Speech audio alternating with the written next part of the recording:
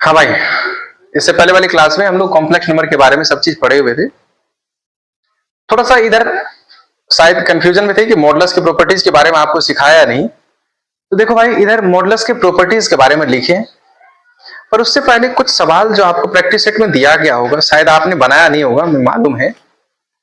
तो पिछली क्लास तक हम लोगों ने जहां किया था उससे थोड़ा सा आगे चलते हैं। देखना, इन सवाल को समझने के बाद तब फिर आपको ये कॉम्प्लेक्स नंबर के प्रॉपर्टीज के बारे में समझाएंगे। देखो ध्यान से। देखो पहला सवाल क्या कह रहा है। पहला सवाल कह रहा है कि एक कॉम्प्लेक्स नंबर दिया है, कर एक्सप्रेस -2 प्लस √3i का पावर -1, यानी कि इसका -2 प्लस √3i का पावर -1 है। इसको बदलना हमको इस तरीके में a प्लस ib के फॉर्म। कोई दिक्कत नहीं, अब तो बहुत कुछ सीख चुके हैं हम लोग। इसको बदलेंगे कैसे? तो देखो, पावर में अगर -1 है तो आप इसको लिख सकते हैं ऑफकोर्स 1/-2 प्लस √3 इंटू आई। बोलो, लिख सकते हैं ना? अब सर हम लोग सीखे हैं क्या कि नीचे कॉम्प्लेक्स नहीं होना चाहिए, अगर होगा तो उसको रैशनलाइज करके ऊपर चढ़ाएंगे। कैसे रैशनलाइज करेंगे? तो रैशनलाइज करेंगे इमेजिनरी पार्ट के अपोजिट चिन्ह से ऊपर नीचे मल्टीप्लाई करके। ये सब बात हम लोग पिछली क्लास में समझ चुके हैं। -2 माइनस √3i। देखो, ये रियल पार्ट में कोई छेड़छाड़ नहीं करना। -2 है तो अभी भी -2 ही है। बदल क्या गया? ये जो इमेजिनरी पार्ट का चिन्ह प्लस है ना, अब आ गया माइनस। कोई दिक्कत की बात नहीं है। तो -2 माइनस √3i से ऊपर भी, -2 माइनस √3i से नीचे भी मल्टीप्लाई करा दिया सर। ओके, अब जब ये मल्टीप्लाई हो गया तो देखो 1 से मल्टीप्लाई होने में तो कोई फर्क नहीं आएगा। तो -2 माइनस √3i ऊपर बन गया। अब नीचे तुमको पता है कि ये z है और ये z बार है। z इंटू z बार क्या सिखाया था आपको? सीधे रियल पार्ट का स्क्वायर प्लस इमेजिनरी पार्ट का स्क्वायर। तो रियल पार्ट कितना साहब? -2 का स्क्वायर और प्लस इमेजिनरी पार्ट अर्थात √3 का स्क्वायर। ये क्या बन गया? -2 माइनस √3i और नीचे क्या बन गया? माइनस का स्क्वायर कराओगे फिर भी प्लस आएगा। तो 2 का स्क्वायर बन गया साहब 4 प्लस √3 का स्क्वायर क्या मिल गया हमको? 3। तो 4 3 7 हो गया। थोड़ा और खुश हो जाते हैं तो -2/7 माइनस √3/7 इंटू आई बन गया। अब बताओ, जो रियल पार्ट था वही तो a है हमारा, अर्थात यहां a की बात अगर करेंगे तो ये हो गया हमारा a प्लस ib। थोड़ा डिजाइन से इसको लिख देते हैं, प्लस और -√3 प्लस बाय 7, ये हमारा b का वैल्यू हो गया। तो यहां से a का वैल्यू क्या मिल गया साहब? -2/7 और b का वैल्यू मिल गया -√3/7। आ रही बात समझ में? अब हम अगले सवाल की ओर बढ़ते हैं। देखना ध्यान से, क्या है समझिएगा।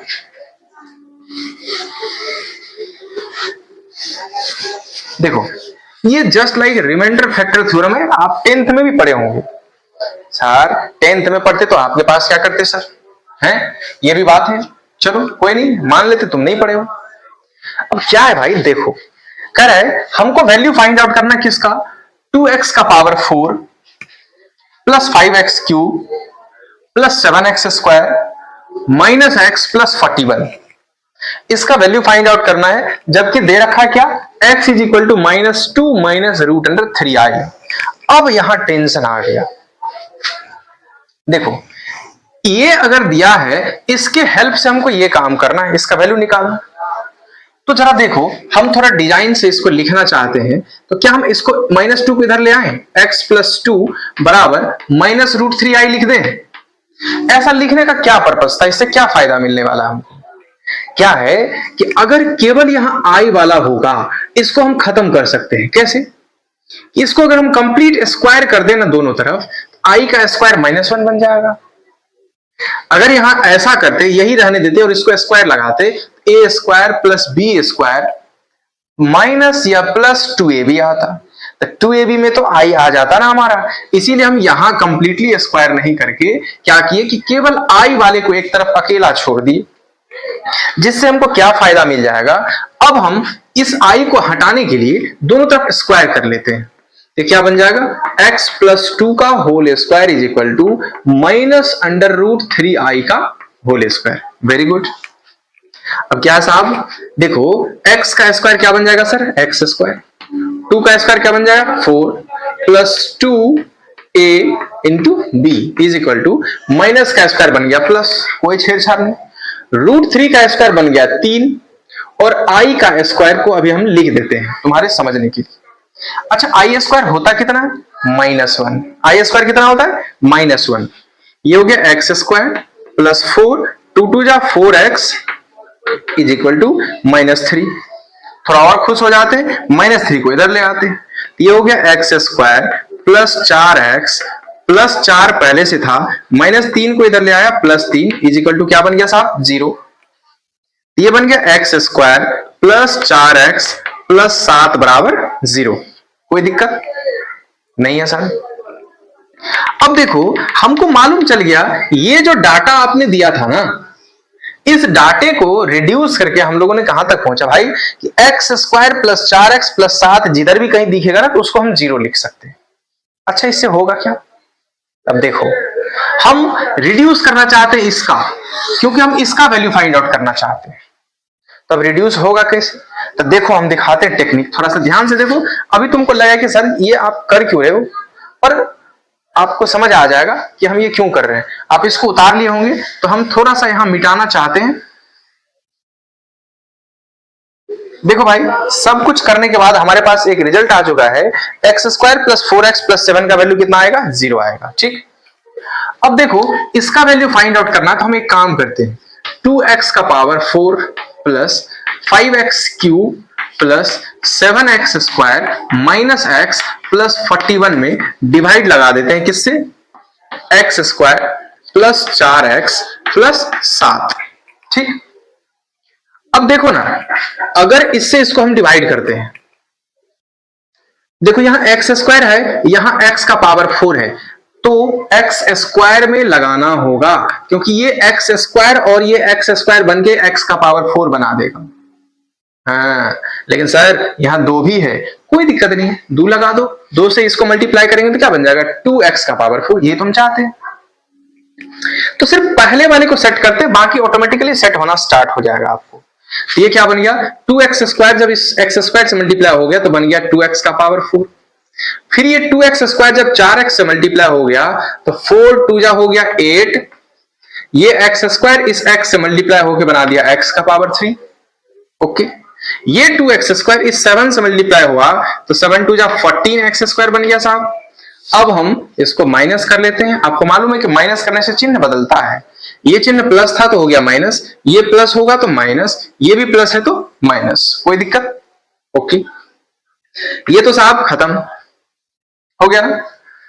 5x cube minus 8x cube क्या बोलते हो, 3x का क्यूब लिख दे माइनस में, बिल्कुल।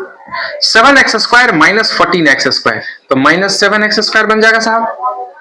अब तुम बताओ ये 3 का काम मेरे पास हो चुका है, बच क्या गया माइनस x, उतार लो। अब फिर सोचेंगे वही कहानी, यहां एक्स स्क्वायर है यहां एक्स क्यूब है, तो पहली बात तो एक्स स्क्वायर से एक्स क्यूब बनाने के लिए एक्स में मल्टीप्लाई करना होगा, है ना, और साथ ही साथ -3 भी चाहिए, तो हम एक काम करते हैं -3x से मल्टीप्लाई कर लेते हैं। फायदा क्या मिलेगा, ये एक्स स्क्वायर इस x से मल्टीप्लाई होकर एक्स क्यूब बन जाएगा और ये -3 इस 1 से मल्टीप्लाई होकर -3x क्यूब बन जाएगा।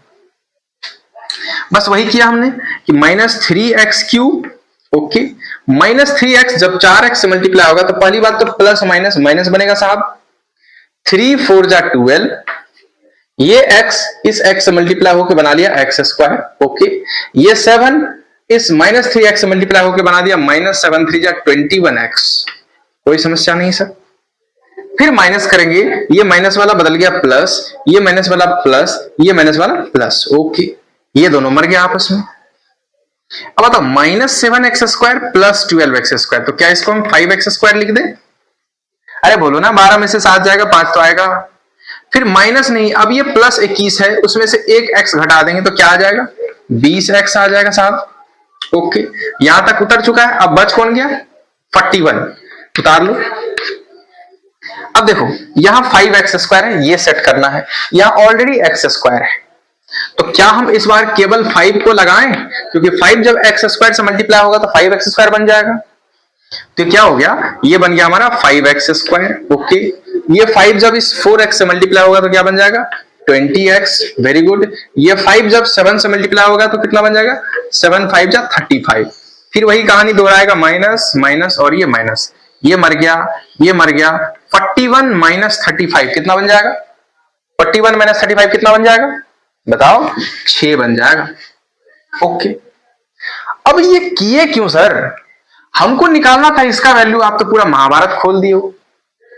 देखो है क्या, आपको पढ़ाया गया होगा 10th के अंदर, divisor equal to dividend into quotient plus reminder,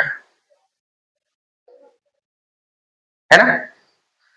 dividend equal to divisor into quotient plus remainder, थोड़ा सा उल्टा पलटी हो गया, संभाल लेना। अर्थात ये जो इतना का वैल्यू हम देख रहे हैं ना, इतना बराबर लिख सकते हैं, अर्थात 2x का power 4 5x³ plus 7x² minus x plus 41 को हम लिख सकते हैं डिवाइजर, अर्थात x² plus 4x plus 7 into quotient, quotient it means 2x² minus 3x plus 5, दिख रहा है ना, माइनस 3x प्लस 5 और प्लस रिमाइंडर, रिमाइंडर कितना 6। आ रही बात समझ में, बताओ ना इसका वैल्यू कितना है साहब, x² प्लस 4x प्लस 7 का वैल्यू कितना आया है, x² प्लस 4x प्लस 7 का वैल्यू पहले कितना है 0, पहले निकाल के रख चुके हैं। तो बताओ ना, ये अगर 0 है तो 0 इंटू कुछ भी क्या बन जाएगा 0, उसमें 6 मल्टीप्लाई सॉरी ऐड कर दिया, क्या बन गया 6, इसका आंसर फाइनली क्या हो जाएगा 6।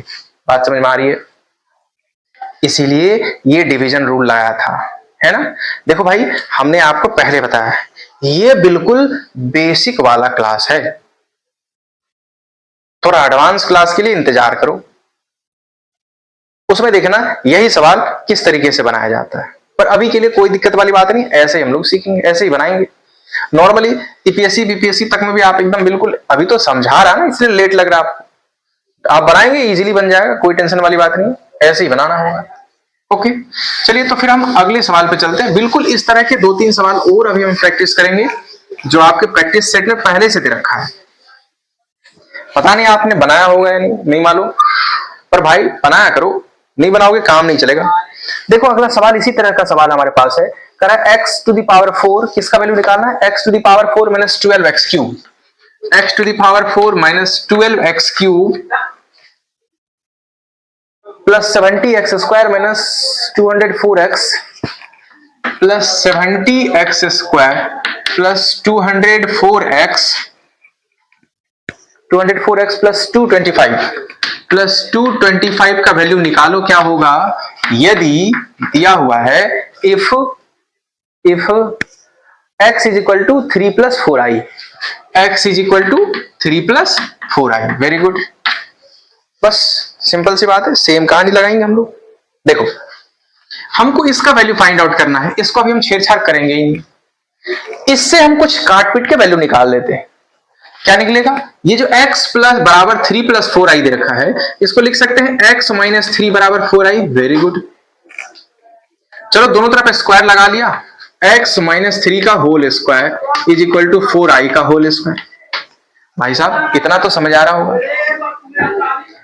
a square plus b square minus 2ab is equal to 4 4 जा 16i स्क्वायर।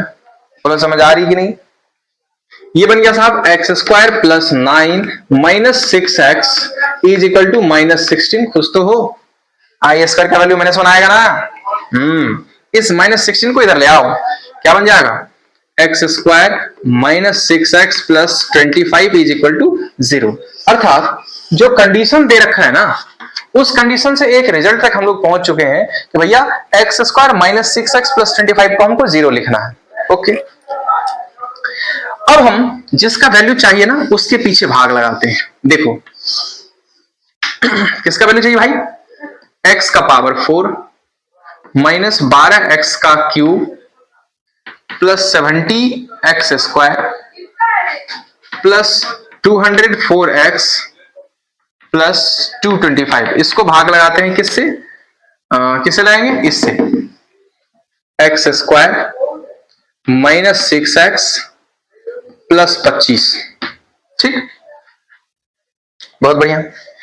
यहाँ x का पावर 4 है, यहाँ x स्क्वायर है, तो कहने की जरूरत नहीं, x स्क्वायर में लगाना होगा।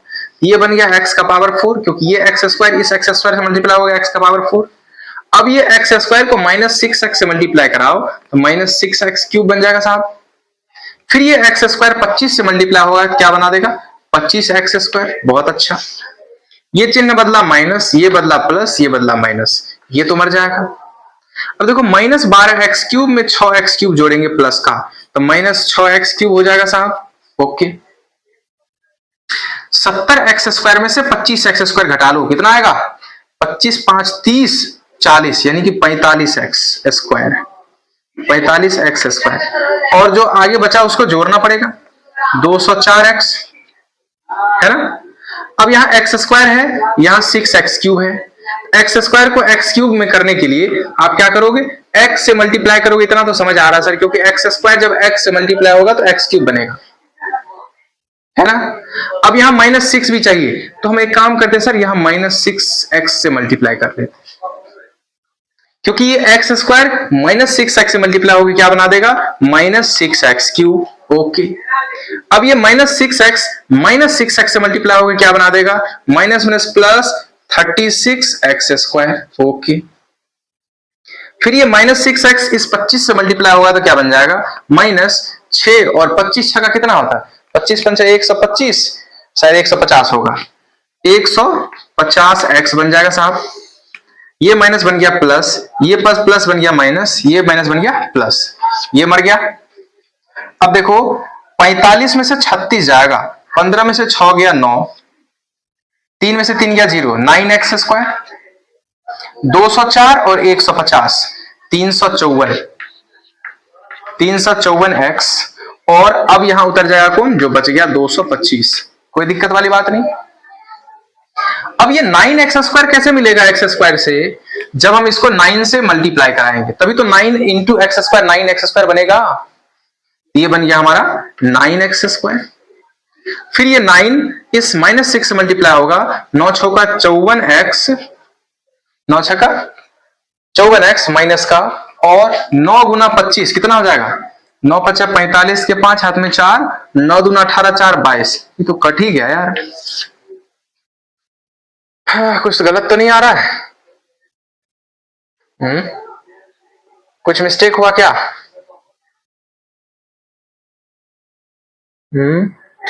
कुछ तो हुआ बच्चा। चलो देखते हैं क्या मिलता है, पता नहीं, लेकिन लग रहा है कुछ मिस्टेक हो रहा है, या कुछ, या तो पूरा का पूरा कट जाना था, या नहीं तो कुछ कैरी होना था। चेक कर लेना, हो सकता है कहीं कुछ कैलकुलेशन में मिस्टेक हो गया हो। अब जगह इतना छोटा नहीं कि हिम्मत नहीं कर रहा इसको चेक करने का, बाकी करेंगे ऐसे ही। बात समझ में आ रही है? यहाँ कुछ हो सकता है बन जाए। अभी माइनस करेंगे तो ये प्लस वाला माइनस, और ये माइनस वाला क्या बन जाएगा प्लस बन जाएगा, और ये प्लस फिर माइनस हो जाएगा। देखो ये पूरा का पूरा कट ही जा रहा है, ये भी कट जा रहा है, सिर्फ बच जा रहा है इतना। ये समस्या उखाड़ देगा। क्यों? क्योंकि आपको 354 में से 54 को घटाओ तो कितना बच गया, 354 में 54 को जोड़ना होगा। 4 4 8, 5 5 10 के 0 हाथ में 1, 3 1 4, 408x हो गया, है ना। और कुछ बचा ही नहीं। तो हम इसका वैल्यू निकालने के लिए क्या करेंगे, इतना इंटू इतना प्लस इतना करना होगा ना। तो ये 0 है तो 0 इंटू समथिंग 0 प्लस 408x हो जाएगा। तो 408x, तो x का वैल्यू कितना दिया होती है, तो कॉम्प्लेक्स फॉर्म में आ जाएगा। हमको लगता है ना कहीं कुछ मिस्टेक हो गया जोड़ घटाने में, आप इसको चेक कर लेना, सही हो जाएगा। सारी बात समझ में, कोई बड़ी बात नहीं है, नॉर्मल कहीं मिस्टेक हुआ होगा, आप उसको चेक कर लीजिएगा। चलो फिर आगे बढ़ते हैं हम लोग, ठीक है। अब क्या है, इस मॉडुलस के प्रॉपर्टीज में थोड़ा सा हम इसको मिटा देते तो फिर बोर्ड हमारा बड़ा हो जाएगा। आप पहले इसको समझ लीजिए। हमको शायद ऐसा लग रहा है ना पहले भी ये पढ़ा चुके हैं, पर थोड़ा कंफ्यूजन में थे, इसलिए आपको ये फिर दिखा दिए। देखो पहले कह रहा है कि मॉड जेड, अरे भाई जेड कुछ भी ले लो ना, 2 + 3i ले लो, मान लो ये जेड है हमारा, तो मॉड जेड कैसे निकालते हैं। मॉड ऑफ जेड बराबर आपको मालूम है √x² + y² सिखाए थे हम आपको, है कि नहीं है। यानी कि √, रियल पार्ट का स्क्वायर प्लस इमेजिनरी पार्ट का स्क्वायर। तो क्या फर्क पड़ता है साहब, इमेजिनरी रियल पार्ट हमारा 2 हो गया, इमेजिनरी पार्ट 3 है, 4 3 2 दूना 4, 3 3 9, 9 4 √, 13 आ जाएगा √, है कि नहीं। अच्छा सर जेड बार का मॉड जरा निकाल के देखो। अगर जेड है 2 + 3, तो z बार कितना आएगा साहब 2 माइनस 3i। तो z बार का मॉड कितना हो जाएगा रियल पार्ट का स्क्वायर 2 का स्क्वायर इमेजिनरी पार्ट का स्क्वायर तो माइनस 3 का स्क्वायर। क्या फर्क पड़ता है माइनस का स्क्वायर कराओगे फिर तो प्लस ही आ जाएगा।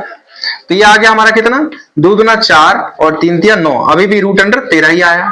तो पहली बात तो समझ में आ गया कि mod z is equal to mod z bar होगा कोई दिक्कत नहीं। अब फिर तुमको कह रहा है कि माइनस ऑफ मॉड z तो z अगर हमारा है 2 प्लस 3i तो माइनस z का वैल्यू क्या हो जाएगा माइनस से मल्टीप्लाई कर दो 2 प्लस 3i क्या फर्क पड़ता है ये हो गया माइनस 2 माइनस 3i यही तो मॉड z हुआ सॉरी माइनस z हुआ। अब अगर इसका मॉड निकालना हो मॉड ऑफ माइनस z क्या फर्क पड़ता है अंडर रूट रियल पार्ट का स्क्वायर इमेजिनरी पार्ट का स्क्वायर 4 3 तिया 9 9 4 13 आ रही बात समझ में। अब भी उतना ही आ रहा है। अब आपको अंदाजा आ गया होगा कि z का mod is equal to z bar का mod is equal to minus z का mod is equal to minus z bar का मॉड बिल्कुल क्या आएगा सेम आएगा कोई दिक्कत वाली बात नहीं है। सेकंड क्या कर रहा है देखो अगर किसी भी कॉम्प्लेक्स नंबर का मॉड 0 आ रहा है किसी भी कॉम्प्लेक्स नंबर का मैग्नीट्यूड 0 आ रहा है मैग्नीट्यूड 0 होने का क्या मतलब आपको हम याद हो तो पढ़ाएं कि भाई कॉम्प्लेक्स नंबर को अगर आप किसी प्लेन में उतारते हो तो उस प्लेन को हम क्या बोलते हैं आर्गेंट प्लेन है ना।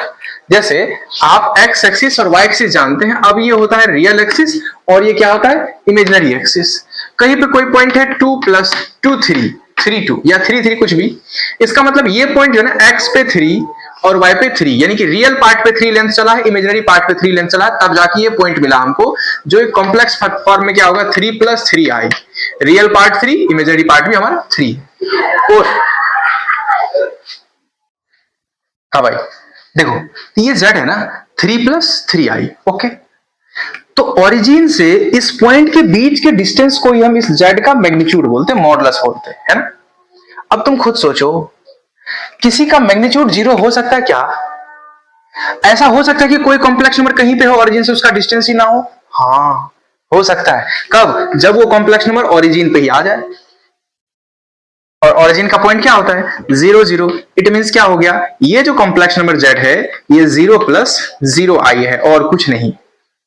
अर्थात किसी कॉम्प्लेक्स नंबर का अगर मैग्नीट्यूड 0 है उसका मतलब उसका रियल पार्ट भी 0 होगा और इमेजिनरी पार्ट भी 0 होगा। यही बात आपको यहां समझाया जा रहा है कि भाई किसी का मैग्नीट्यूड अगर 0 है इसका मतलब क्या हो गया रियल पार्ट भी 0 और इमेजिनरी पार्ट भी 0। आ रही बात समझ। अच्छा रियल पार्ट ऑफ z या फिर इमेजिनरी पार्ट ऑफ z एक बात याद रखना माइनस मॉड ऑफ z से प्लस मॉड ऑफ z के बीच लाई करता है ठीक है। अर्थात अगर हम तुमसे बोले कि कोई एक कॉम्प्लेक्स नंबर मान लो let z is equal to 2 plus 3i ठीक है। अगर इसका मॉड हम निकालें तो मॉड कितना भाई रूट अंडर 2 का स्क्वायर प्लस 3 का स्क्वायर यानी कि रूट अंडर 13 आ गया है ना। ये जो रूट अंडर 13 है इतना तो आपको समझ में आ रहा होगा कि ये 13 का वैल्यू क्या आएगा 3 से बड़ा आएगा 4 से छोटा आएगा। क्यों 3 कब आता है जरा सोचो अगर रूट अंडर ये 9 होता तो वैल्यू कितना आता 3 आता ना और अगर ये रूट अंडर 16 होता तो इसका वैल्यू कितना आता 4 लेकिन ये है क्या रूट अंडर 13 जो 9 और 16 के बीच आता है। इसका मतलब इतना तो समझ में आ गया कि भाई रूट अंडर 13 3 और 4 के बीच आएगा। अब देखो वही चीज आपको लिखा हुआ है कि रियल पार्ट ऑफ z या फिर imaginary part of z। Real part of z कितना है 2 ये जो है तुम खुद सोच के देखो क्या माइनस मॉड z से प्लस मॉड z के बीच लाई कर रहा है कि नहीं कर रहा है। माइनस मॉड z कितना है मॉड z का वैल्यू कितना निकला हमको root under 13 minus root under 13 से बड़ा और प्लस रूट अंडर 13 से छोटा है कि नहीं। रूट अंडर 13 का वैल्यू 3 से थोड़ा सा बड़ा आएगा और ये पॉजिटिव है तो निगेटिव से तो बड़ा आएगा ही। यानी कि सिमिलरली इमेजिनरी पार्ट के बारे में भी आप देखेंगे यहां 3 आएगा इमेजिनरी पार्ट का 3 भी जो है ना 3 का मान क्या होगा रूट अंडर 13 से छोटा होगा। इसका मतलब रियल पार्ट ऑफ z जो होगा रियल पार्ट ऑफ z या फिर mod imaginary part of z minus mod z से प्लस मॉड z के बीच लाई करता है। ओके ये समझ आ गया ये समझ में आ गया ठीक है। अब देखो, जैसे आपको मालूम हो कि a प्लस बी का होल स्क्वायर क्या होता है, ये होता है A square plus B square plus 2ab। वही कहानी है, बस थोड़ा सा अंतर चल रहा है यहाँ पे, क्या कि मॉड z1 प्लस, अच्छा प्लस माइनस कुछ भी हो, देखो जैसे अगर a प्लस बी का होल स्क्वायर बोलते तो यहाँ प्लस बनता है, a माइनस बी का होल स्क्वायर बोलते तो वहां सिर्फ माइनस बनता है, बाकी a square plus B square same आता है ना। तो वही कहानी यहां हो रहा है कि z1 प्लस z2 का मॉड का होल स्क्वायर, तुम ऐसा सोचो इसको क्या लिखेंगे, a square plus B square plus 2ab, लेकिन यहां थोड़ा रुकना, यहां सीधा 2z1 इंटू z2 नहीं होता है, क्या हो रहा है 2 into real part of z1 into z2 का कंजुगेट, है ना। अगर यहां माइनस होगा सब कुछ वही रहेगा, सिर्फ यहां माइनस लगा देंगे। आ रही बात समझ में? अब आप खुद सोच के देखिए, ये जो अगला वाला पॉइंट आपको दिख रहा है यहां तक समझ में आ गया, इसको मिटा लेते हैं, ठीक है। अब अगला पॉइंट क्या है हमारा, अब अगला पॉइंट क्या है हमारा भाई, कह रहा है z1 प्लस z2 के मॉड का square plus z1 minus z2 के मॉड का स्क्वायर बराबर होता है 2 मॉड z1 का स्क्वायर प्लस मॉड z2 का स्क्वायर। ठीक, देखो a प्लस बी का होल स्क्वायर अभी अभी सीखा, z1 का स्क्वायर z2 का square plus 2 into real part of z1 into z2 का कंजुगेट। सिमिलरली अगर z1 माइनस z2 का होल स्क्वायर करेंगे तो क्या लिखेंगे, z1 का स्क्वायर प्लस z2 का square minus 2 real part of z1 into z2 का कंजुगेट। सेम चीज प्लस सेम चीज माइनस, खत्म। z1 का स्क्वायर z1 का स्क्वायर, दो बार z1 का स्क्वायर, z2 का स्क्वायर z2 का स्क्वायर, दो बार z2 का स्क्वायर।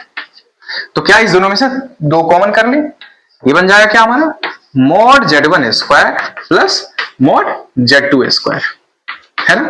कोई बड़ी बात नहीं है, आपको ये पॉइंट भी समझ में आ गया होगा। अच्छा, सिमिलरली अब जरा देखो, अगर बहुत ज्यादा कॉम्प्लेक्स नंबर आपको जैसे z1 into z2 into z3 into z4 up to सोन ऐसे कितने भी दिए हुए रहे, ये सबका मॉड अगर मॉड के अंदर मल्टीप्लाई में दिया हुआ है तो आप इस मॉड को पर्सनली खोल सकते हैं। यानी कि आप इसको इजीली लिख सकते हैं z1 का मॉड इंटू z2 का मॉड इंटू z3 का मॉड। समझ में आ रही है? जितनी बार मॉड दिखाई देगा ना वो सब मॉड को आप आपस में खोल सकते हैं। उसके बाद अगला पॉइंट क्या बनता है ना कि देखो, हो सकता है कि कोई कॉम्प्लेक्स नंबर आपको जैसे 2 प्लस 3i का होल स्क्वायर दिया हुआ है तब मॉड लगा हुआ हो, यानी कि अंदर वाले पावर को ना आप मॉड के पावर में ट्रांसफॉर्म कर सकते हैं। यानी कि आप इसको ऐसे लिखेंगे 2 प्लस 3i का मॉड निकाल लो, उसका स्क्वायर चढ़ा दो, यानी कि अंदर के पावर को आप ऊपर ले आ सकते हैं। आ रही बात समझ में? ना यकीन हो तो आप कोई एक कॉम्प्लेक्स नंबर लेके एग्जांपल के तौर पे आप इसको सर्च कर सकते हैं, चेक कर सकते हैं, ठीक है, आपको बिल्कुल डिटो आंसर सेम आएगा। ये बातें हमको समझ में आ गई है साहब। अब क्या है कि दो जैसे मल्टीप्लीकेशन को आप स्प्लिट कर सकते हैं, मॉड में अलग अलग लिख सकते हैं, ऐसे ही डिवीजन को भी लिख सकते हैं। अर्थात अगर कहीं z1 बाय z2 का मॉड लिखा हुआ है आप बेशक इसको z1 का मॉड बाय z2 का मॉड इजीली लिख सकते हैं, कोई दिक्कत वाली बात नहीं, जो कि आपका अगला पॉइंट दिख रहा है ना। अब यहां एक खास बात है कि भैया z1 प्लस z2 का mod always be less than z1 का मॉड प्लस z2 का मॉड, ये बात याद रखिएगा। आप कोई दो कॉम्प्लेक्स नंबर ले लीजिए, चलो लेके देखते हैं। मान लो z1 का वैल्यू 3 प्लस 2i है और z2 का वैल्यू 4 प्लस 6i है, कुछ भी। अगर हम z1 प्लस z2 निकाले तो रियल रियल से जुड़ेगा 4 3 7, इमेजिनरी इमेजिनरी से जुड़ेगा 6 2 8 आई, ठीक है। तो अगर हम तुमसे पूछे z1 प्लस z2 का मॉड क्या होगा तो क्या लिखोगे, मॉड ऑफ 7 प्लस 8i। अब सर मॉड के बारे में हमको मालूम है कि रियल पार्ट का स्क्वायर प्लस इमेजिनरी पार्ट का स्क्वायर, तो 7 7 49 और 8 8 64, कितना बन गया 49 और 64 50। देखो 9 4 13 के 3 हाथ में 1, 6 4 10 11, रूट अंडर 113 आ गया, ठीक। LHS तो निकाल लिया, LHS आया रूट अंडर 113। अब जरा RHS की बात कर लेते हैं। देखो ना, मॉड z1 जब तुम निकालोगे ये कितना आएगा साहब, मॉड z1 आएगा देखो 3 का स्क्वायर प्लस 2 का स्क्वायर, ये कितना बन गया 9 और 4 13, root under 13। Similarly mod z2 जरा निकाल के देखो, z2 कितना 4, रूट अंडर 4 का स्क्वायर प्लस 6 का स्क्वायर, ये कितना बन जाएगा 16 और 36 कितना हो गया 6 6 12 दो हाथ में 1 3 1 4 1 5 रूट अंडर 52। जरा सोचो तुम 52 कितना है, अगर 49 होता तो इसका रूट 7 निकलता। 52 का वैल्यू थोड़ा सा 7 से बड़ा होगा, थोड़ी देर के लिए हम इसको 7 ही मान लेते हैं। चलो ये 13 की बात करते हैं, 9 से थोड़ा ज्यादा है, 9 होता तो 3 लिखते, 3 से थोड़ा सा ज्यादा होगा, चलो 4 ही मान लो, कोई फर्क नहीं पड़ता, 4 होगा नहीं पर मान लेते हैं, 3 से थोड़ा सा बड़ा 4 मान लेते हैं। जब हम आरएचएस की बात करेंगे तो आरएचएस में इंडिविजुअली Z1 का मॉड प्लस Z2 का मॉड हमसे मांगा जा रहा है, जो कि ये 4 होगा ये 7 होगा, 7 4 कितना हो गया 11 होगा कि नहीं होगा। और एलएचएस में कितना है देखो रूट अंडर 113, रूट अंडर 113 11 से छोटा है कि नहीं है, जरा सोच के देखो। रूट अंडर 113 आपको मालूम है कि 11 कब निकलता है, जब रूट अंडर 121 होता है, क्योंकि 11 11 121, ये कितना है 113, 121 से 113 छोटा है कि नहीं है। इसका मतलब इस बात को आपको गहराई से दिमाग में सेट करके रख लेना है कि भैया Z1 दो कॉम्प्लेक्स नंबर का अगर आप जोड़ते हैं तब उसका मॉड निकालते हैं तो वो इंडिविजुअली जो मॉड होता है उसके सम से या तो बराबर होगा या उससे हमेशा छोटा होगा। सिमिलरली माइनस में भी वही कहानी है, लेकिन यहां कहानी पलट जाएगा, ग्रेटर देन और इक्वल टू, और यहां दो मॉड लगा हुआ है। जरा देखो जब हम माइनस की बात करेंगे तो यहां बस इतना आपको ध्यान रखना है कि ये ग्रेटर देन और इक्वल टू किससे होगा, Z1 माइनस Z2 के होल मॉड से। क्यों, क्योंकि हो सकता है कि इसका वैल्यू पॉजिटिव छोटा हो जाए, इसका वैल्यू बड़ा हो जाए, जब छोटा में से बड़ा को घटाएंगे तो ये फाइनली क्या मिलेगा, एक निगेटिव वैल्यू। उस निगेटिव वैल्यू को पॉजिटिव बनाने के लिए हम यहाँ मॉड लगाए। बात समझ में आ रही है, अदरवाइज आप मॉड नहीं भी लिखेंगे चल सकता है, कोई दिक्कत वाली बात नहीं है। तो ये सारे मॉड के प्रॉपर्टीज थे जो सवाल के अंदर हम लोग यूज करेंगे, ये हम आपको एक बार समझा दिए। आप इन चीजों को बेहतर तरीके से देखेंगे, जब अगला क्लास हमारा आएगा तो और भी सारे हम प्रैक्टिस पे बात करेंगे, और कंजुगेट किसी भी कॉम्प्लेक्स नंबर का जो कंजुगेट होता है उस कंजुगेट पे बेस्ड सवाल आएगा। कुछ सवाल ऐसे भी आएंगे जो आज हम आपको सवाल 2-3 करवाए हैं उसके हिसाब से, ठीक है। तो आप इसको अच्छे से करते रहिए और क्लास को आप कंटिन्यू देखते रहिए। चलिए फिर मिलते हैं हम लोग अगले क्लास में, तब तक के लिए गुड बाय।